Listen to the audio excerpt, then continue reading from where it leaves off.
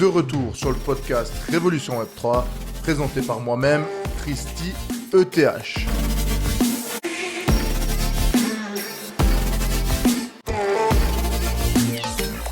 Sur ce podcast, on va parler de mes 7 ans dans la crypto. J'ai commencé la crypto en 2017 et là, on va parler de mon parcours. Je vais te donner quelques anecdotes et en plus, je vais vous dire année par année jusqu'à aujourd'hui ce qui s'est passé pour moi dans la crypto. Donc tout d'abord, j'ai entendu parler du Bitcoin il y a très très longtemps, je dirais autour de 2014 peut-être environ. À ce moment-là, j'ai pas du tout accroché, j'ai pas du tout compris la révolution qui est en train de se passer actuellement. Et puis, je suis rentré vraiment dans la crypto en 2017. Donc en 2017, j'ai acheté mes premiers Ethereum autour des 80 dollars par unité. Ensuite, bien évidemment que je les ai vendus trop tôt, mais j'ai quand même pris un bénéfice. Je vais quand même vous dire quelque chose pour toutes les personnes qui pensent que dans la crypto, les personnes qui ont acheté du Bitcoin à 0,1 centime ou 10 centimes, 20 centimes, 50 centimes, 1 dollar, etc. et qui pensent que ces personnes-là ont gardé leur Bitcoin jusqu'à aujourd'hui à 89 000, c'est quasiment impossible. Il n'y a qu'une toute petite partie des personnes qui ont pu le faire, ou bien des personnes qui ont été en prison, ou des personnes qui avaient perdu leur wallet et qui le retrouvent aujourd'hui. Au bout d'un moment, dans la crypto, quand tu vois des chiffres monter, c'est impossible de ne pas se payer, ou sinon tu penses que tu vas tout perdre.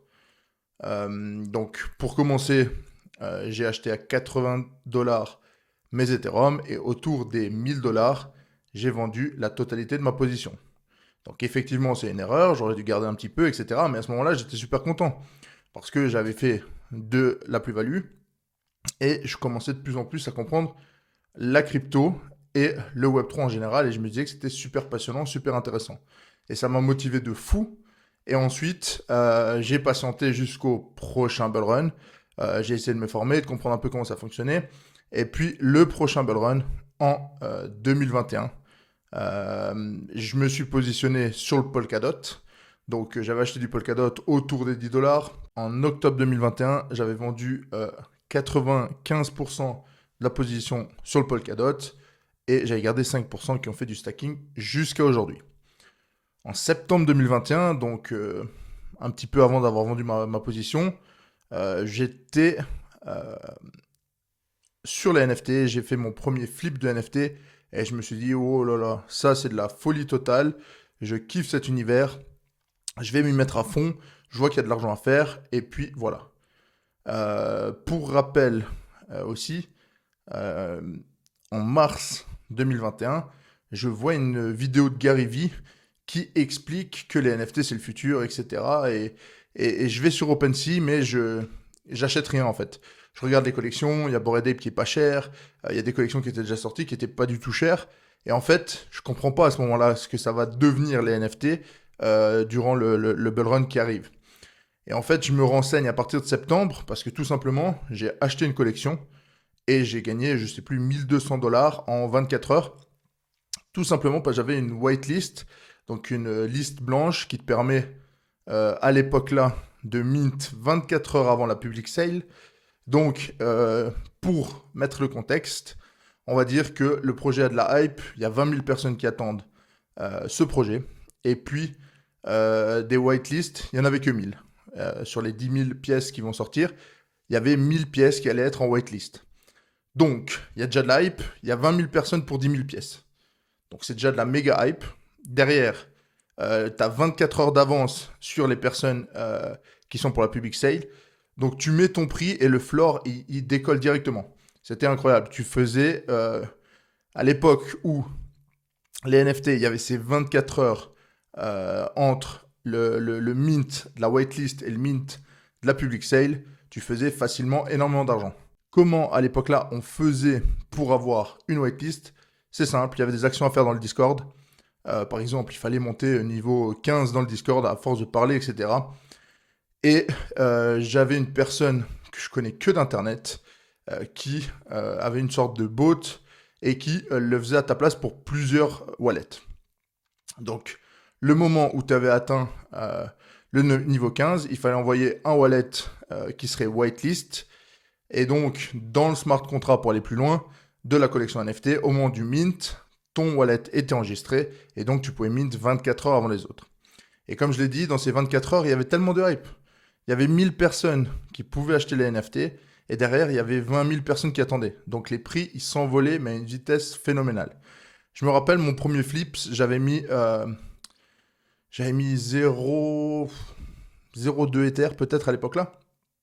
Et j'avais gagné 1200 euros, 1200 dollars en une vingtaine, trentaine de minutes. Et là, ça m'a brisé un truc dans le cerveau. Je me suis dit, les NFT, c'est quelque chose que je vais bosser à fond. Les NFT, c'est quelque chose que je vais force. Les NFT, c'est quelque chose que je vais bosser à fond. Les NFT, c'est quelque chose que je vais essayer de faire le plus de sous possible. Et on va dire que j'ai fait en moyenne 40 000 euros pendant le cycle, pendant 6-7 mois de suite. J'avais une agence Web3, j'ai travaillé avec plus de 100-150 projets. J'avais des influenceurs, donc agence Web3, influenceurs des États-Unis, un peu de partout, que je revendais au projet. J'avais moi-même ma page NFT qui faisait des posts pour les projets, et ainsi de suite. Fin 2021, je suis à fond sur la NFT. Ensuite, jusqu'à avril, mai 2022, il y a la NFT. Puis ensuite, d'un coup, tout s'arrête et c'est bear market. Ensuite, je me dis, je veux faire quelque chose dans ce monde, dans ce milieu, dans ce Web3. Je réfléchis. Au mois de juillet, je vais créer un groupe full gratuit. J'avais commencé à entendre parler des meme coins tout simplement parce que, grosse anecdote que tout mon groupe connaît, le 14 avril 2023, je reçois un appel de mon pote américain qui me dit achète du PP. Et moi, à ce moment-là, je me dis bon, vas-y, je venais d'avoir un enfant, il venait de s'endormir. Ma femme me dit non, lève-toi pas, machin. Je me lève pas. Et le lendemain matin, je me réveille x10. Et là, je me dis non, non, c'est pas possible. Je rentre pas, je vais FOMO comme un con et je vais me faire niquer. Et lui, il m'avait dit clairement, je lui avais rendu un service quelques jours avant, il m'avait payé 1000 dollars sur mon MetaMask. Il m'a dit, les 1000 dollars que je t'ai payé à 3 jours, tu les mets sur PP, tu seras millionnaire. Et je me suis dit, ouais, bon, vas-y. Euh, il me parle jamais de crypto. Est-ce qu'il connaît vraiment la crypto? Lui, c'est Bitcoin, Ethereum, le reste, c'est nul. Et puis, finalement, lui, il avait mis ses 1000 euros à ce moment-là. On était en dessous d'1 million de market cap pour PP. Et le 5 mai, qu'est-ce qu'il me dit? Il me rappelle et il me dit qu'il a fait 1 million de dollars en 15 jours, 20 jours à peu près. Donc de la sortie jusqu'au 5 mai, du 14 avril jusqu'au 5 mai, il a fait 1 million de dollars. Donc ça commence à me tourner dans la tête, je me dis ouais les mêmes coins, c'est de la folie, etc. Juillet 2023, je me lance, je dis vas-y, je fais un groupe gratuit, j'ai envie d'aider les gens, j'ai envie que les gens avancent, etc. J'annonce le Solana à moins de 20 dollars, à 19,55. Je commence à regarder plusieurs choses sur les mêmes coins, etc. Et puis, arrivé en mois de décembre, fin de l'année 2023, je ne sais plus exactement, le Solana a touché les 100 dollars. Et là, dans mon groupe, tout content, j'écris, bon les gars, j'avais 120 personnes, je me suis dit, bon, il y a 10, 20, 30, 40 personnes qui vont me dire merci. Bon les gars, on a fait x5 sur Solana, j'espère que vous êtes contents, vous avez fait de l'argent, etc. Et en fait, j'ai eu un retour. Sur 120 personnes, il y a une personne qui avait acheté le Solana et qui était content. Et à ce moment-là, je me suis dit non, c'est pas possible, je vais pas travailler gratuitement pour les gens, je vais pas donner du contenu gratuitement pour les gens, parce que quand c'est gratuit, il y a absolument personne qui suit. 1er janvier 2024, je lance mon groupe privé, donc le groupe que j'ai actuellement. Au début, j'étais pas du tout sur les réseaux, et puis au mois d'avril, je me suis lancé sur les réseaux, donc de janvier à avril, j'avais environ 10-15 membres. Et ensuite, je me suis lancé sur les réseaux au mois d'avril. Et là, actuellement, à l'heure où je vous parle, le 12 novembre 2024, il y a 327 membres dans mon groupe privé. Maintenant, je vais vous parler de toutes les erreurs à éviter, de toutes les erreurs que j'ai vues, de toutes les erreurs que je vois encore aujourd'hui via mes membres ou tout simplement via des personnes qui m'écrivent sur les réseaux. Les 3 grosses erreurs que je vais vous donner là, c'est les erreurs les plus importantes et c'est les erreurs qui arrivent très très fréquemment chez les débutants. La première erreur, c'est ignorer les sécurités. Donc tout d'abord, il faut savoir qu'il y a énormément d'arnaques où il suffit que vous signiez et vous faites siphonner vos toilettes. Donc il faut toujours faire attention sur quel site vous vous connectez avec votre portefeuille. Si vous n'êtes pas sûr, créez un portefeuille vierge qui n'est pas lié aux autres et aller sur site uniquement avec celui-là. Je dis ça par exemple pour les personnes qui font beaucoup de airdrop. N'allez pas avec votre portefeuille principal où il y a 10 000 euros dessus. On ne sait jamais.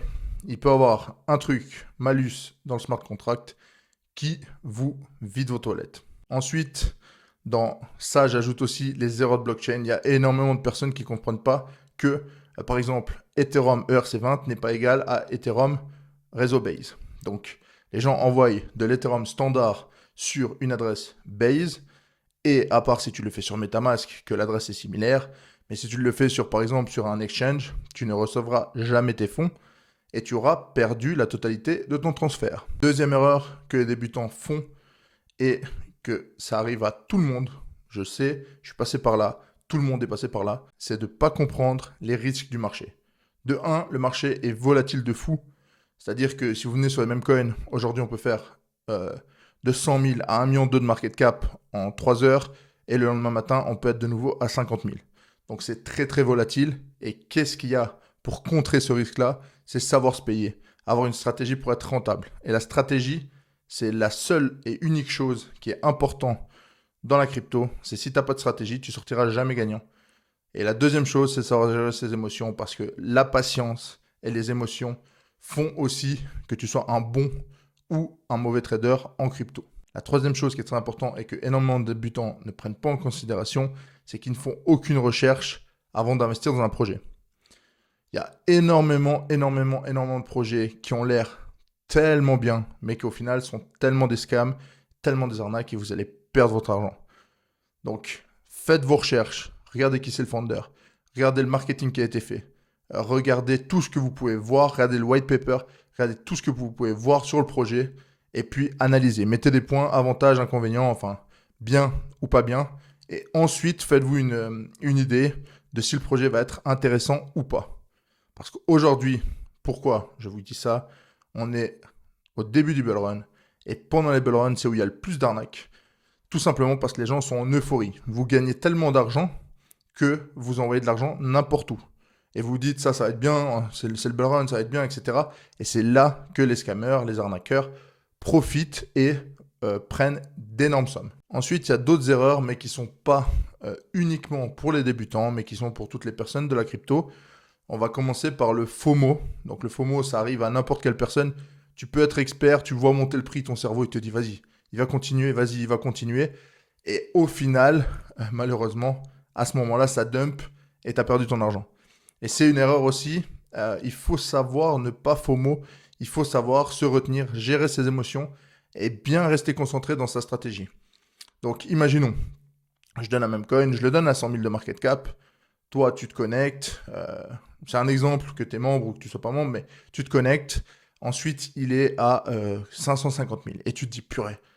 Là, il commence à être des gens qui commencent à rentrer du 15 000, 20 000 dedans. Il monte à 1 million.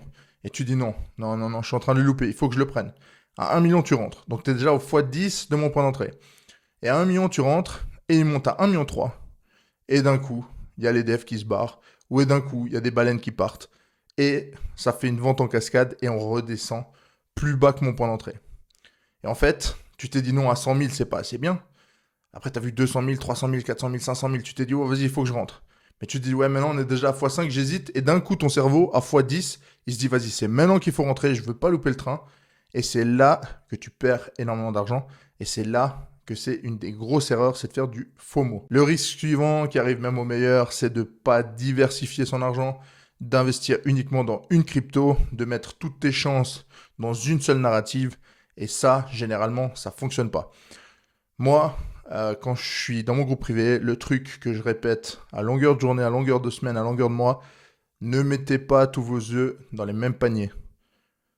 Tout simplement, j'ai vécu par le passé des choses que je sais aujourd'hui que si tu investis uniquement dans un seul truc, tu as 50 000 fois plus de chances de perdre ton argent.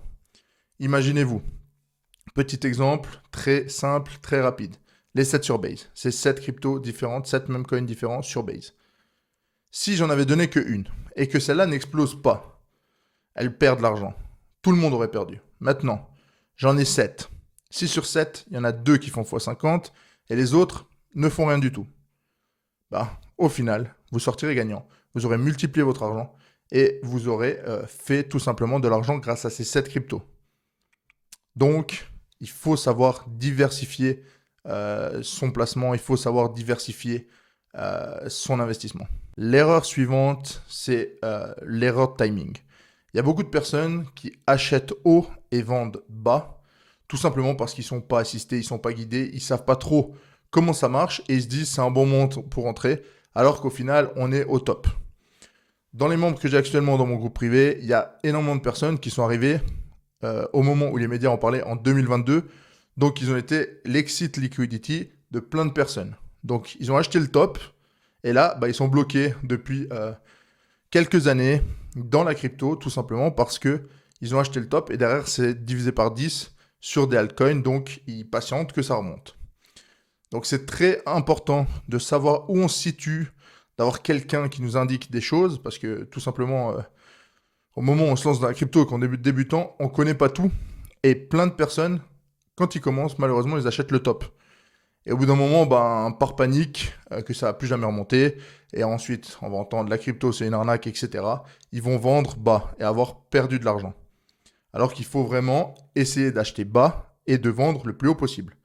C'est une stratégie qu'il faut avoir, il faut toujours avoir des targets, il faut toujours avoir des stratégies. Sinon, si vous n'avez pas de stratégie, vous n'arriverez pas à faire de l'argent dans la crypto, comme je l'ai déjà dit juste avant, dans un autre point du podcast. L'erreur suivante, c'est une erreur qui est très très dure à gérer et que je suis très fier de plus en plus.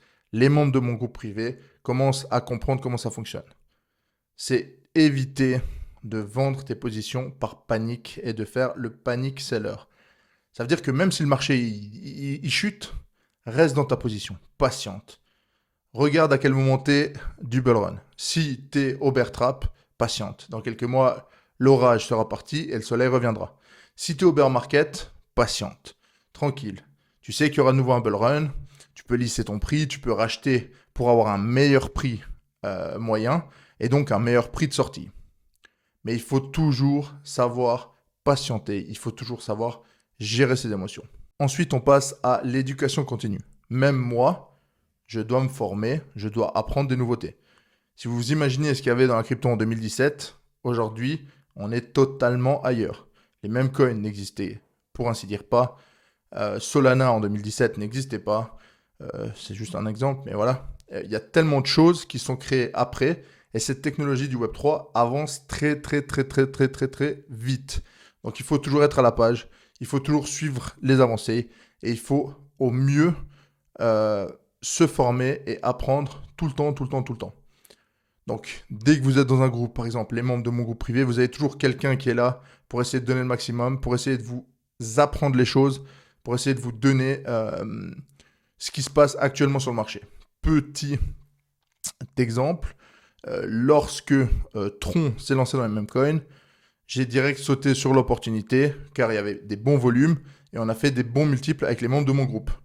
Par contre, si tu étais seul, tu te disais sur Solana, il n'y a plus beaucoup de volume, sur Base, il n'y a plus beaucoup de volume, sur Ethereum, il n'y a plus beaucoup de volume. Qu'est-ce qui se passe en fait sur le marché? Et vous n'avez pas forcément compris qu'en fait, les fonds et l'argent étaient partis sur Tron.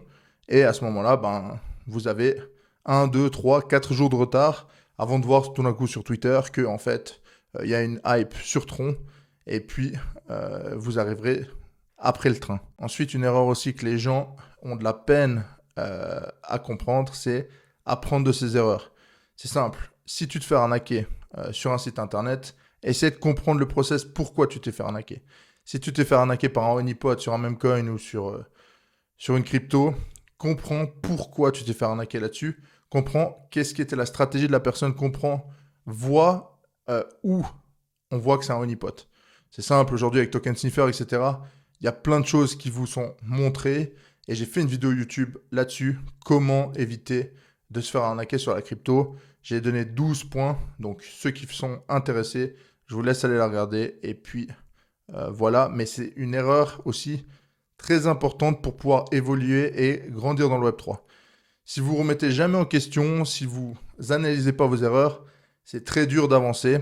Et puis je pense que finalement, c'est une erreur très importante et c'est une erreur à retenir pour pouvoir avancer et faire de l'argent dans le Web3.